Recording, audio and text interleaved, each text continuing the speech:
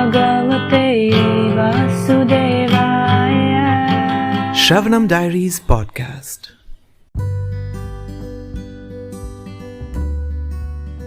We are continuing to read Bhagavad Gita as it is, the book by His Divine Grace, Abhayacharanaravindra Bhaktivedanta Swami Prabhupada, Chapter 6, Text 40. This chapter is entitled Dhyana Yoga. Yesterday we stopped at a point where Arjuna was asking the Lord, what happens when the yogi is unsuccessful? Isn't it that he is, he falls away from both spiritual and material success? He perishes like a riven cloud with no position in any sphere? And today we shall read the reply. Text 40. Shri Bhagavan Vacha Paratha Naiveha Namutra Vinashastasya Vidyate Nahi Kalyana Krit Kaschit Durgatim Tata Gacchati. The Supreme Personality of Godhead said, Son of Pritha, a transcendentalist engaged in auspicious activities does not meet with destruction either in this world or in the spiritual world. One who does good, my friend, is never overcome by evil. Haribo. Let's read this again.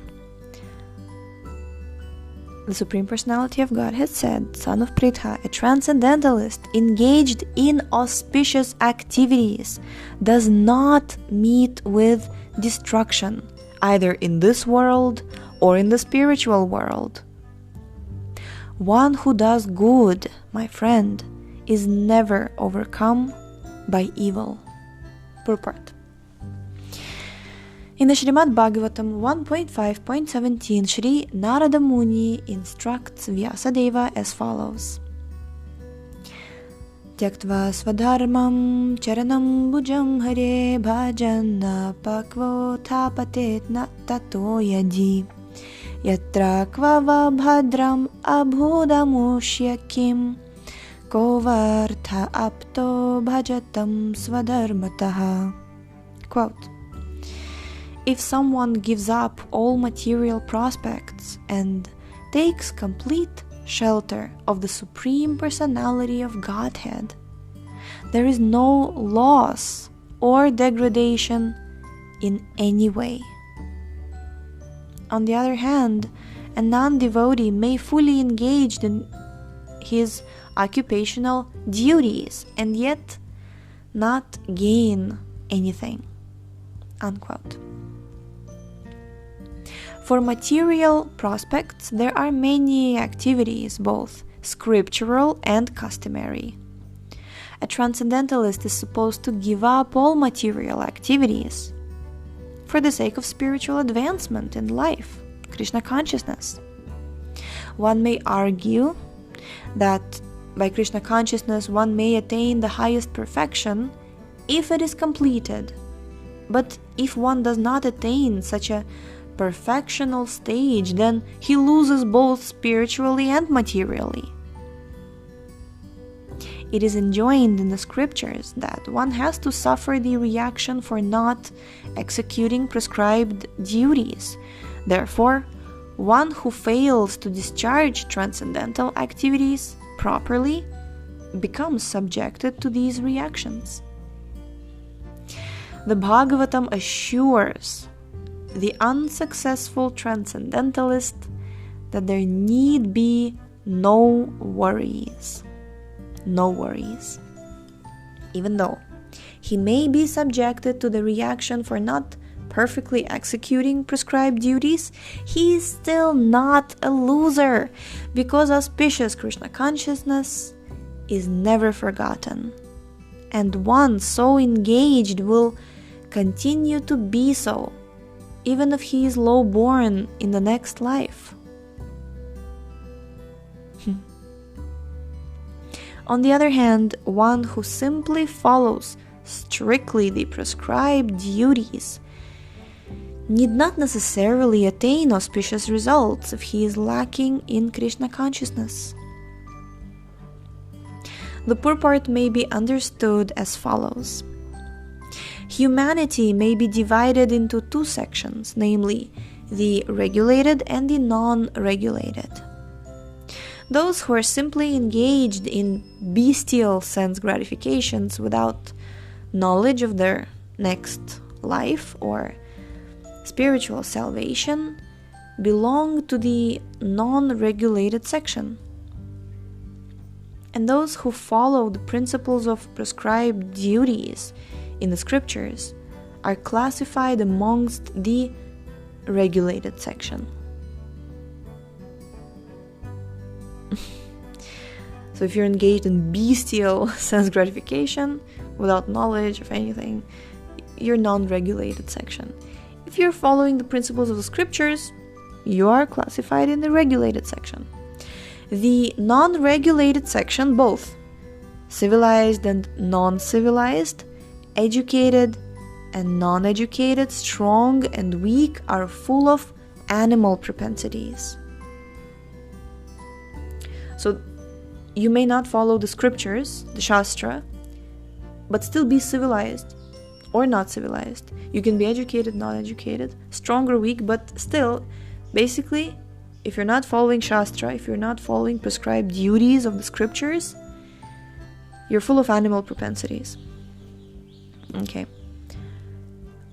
Their activities are never... Oh, tick, tick, tick.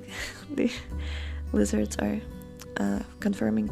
Their activities are never auspicious, because while enjoying the animal propensities of eating, sleeping, defending, and mating, they perpetually remain in material existence, which is always miserable. On the other hand, those who are regulated by scriptural injunctions and who thus rise gradually to Krishna consciousness certainly progress in life. Those who are following the path of auspiciousness can be divided into three sections, namely the followers of scriptural rules and regulations who are enjoying material prosperity. That's number one.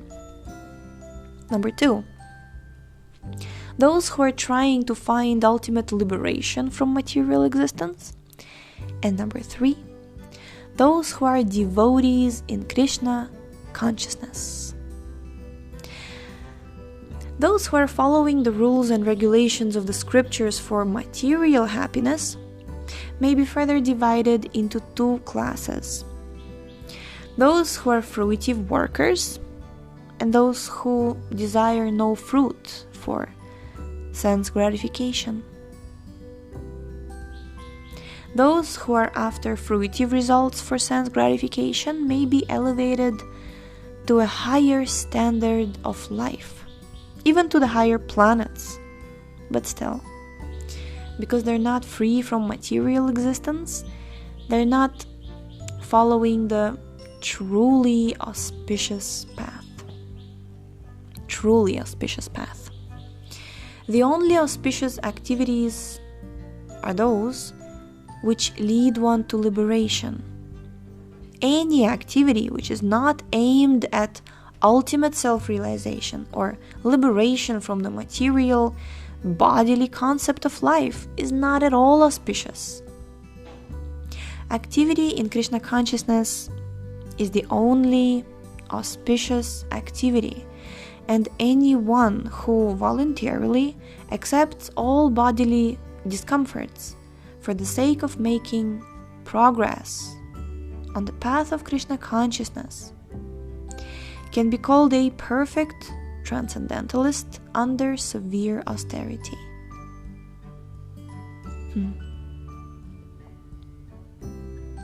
The only auspicious activity is the activity in Krishna consciousness. And because the eightfold yoga system is directed toward the ultimate realization of Krishna consciousness, such practice is also auspicious. and no one who is trying his best in this matter need fear degradation. Haribo! Text 41. Prapya punya kritam lokan ushitva shashvatih sama shuchinam shrimatam gehe yoga bhrashto bhijayate. The unsuccessful yogi, after many years of enjoyment on the planets of the pious living entities, is born into a family of righteous people or into a family of rich aristocracy. Purport. The unsuccessful yogis are divided into two classes. One is fallen after very little progress, and one is fallen after long practice of yoga. The yogi who falls after a short period of practice goes to the higher planets, where pious living entities are allowed to enter.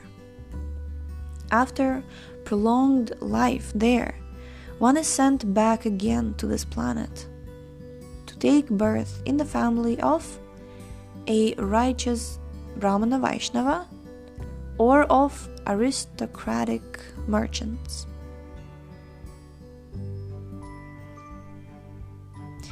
The real purpose of yoga practice is to achieve the highest perfection of Krishna consciousness, as explained in the last verse of this chapter. But those who do not persevere to such an extent and who fail because of material allurements are allowed, by the grace of the Lord, to make full utilization of their material propensities. And after that, they are given opportunities to live prosperous lives in righteous and aristocratic families. Those who are born in such families may take advantage of the facilities and try to elevate themselves to full Krishna consciousness.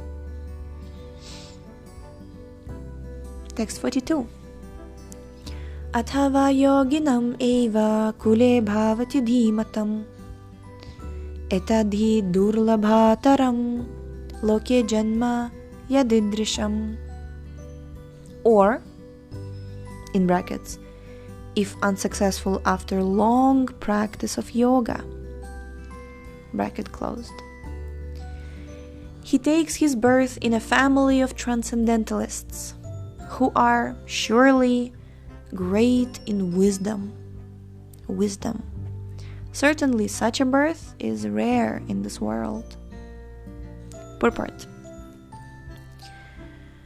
Birth in a family of yogis or transcendentalists, those with great wisdom, is praised herein because the child born in such a family receives a spiritual impetus from the very beginning of his life.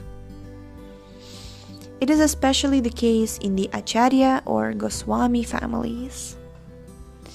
Such families are very learned and devoted by tradition and training, and thus they become spiritual masters.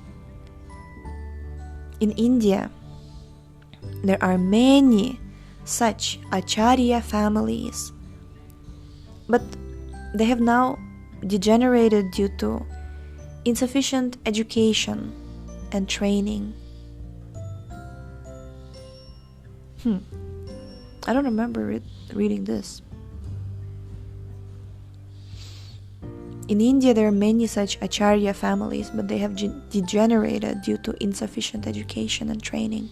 That's why I remember, Srila Prabhupada would always say that those who are born in India, they're especially meant to preach. Sometimes we ask why, right? One of the reasons, of course, is this, that there are people born in India whose roots go back into like great spiritual masters. Like they have these genealogical trees, and they go back to like great sages. And you've taken birth in such a family, and if only you will have, what Prabhupada says, sufficient education and training, right? You degenerated because you don't have sufficient training and education. But if you get that training and education, it's like it's in your blood. And you know, it becomes like my dad always says. He says that, Indians, you just like dust them a little bit, they're devotees, like in if you take like a regular mlechha yavana, you have to like train them, you have to teach them culture, you have to really like uproot the impersonalism, the voidism, the sinful activities, the sense gratification. It's like it's a deep work, and still sometimes they're not stable. But like those who are born in India, there's so many like wonderful families here. You just like dust them a little bit, they're devotees, Yeah. Okay. By the grace of the Lord, there are still families that foster transcendentalists generation after generation. It is certainly very fortunate to take birth in such families. Okay. Nowadays in ISKCON, so many wonderful kids are born, and you can see them like they're really, really special from their very birth. Fortunately, both our spiritual master, Om Vishnupad Shri Srimad Bhaktisiddhanta Saraswati Goswami Maharaj, and our humble self had the opportunity to take birth in such families by the grace of the Lord, and both of us were trained in the devotional service of the Lord from the very beginning of our lives. Later on, we met by the order of the transcendental system. Jai. Jai Prabhupada.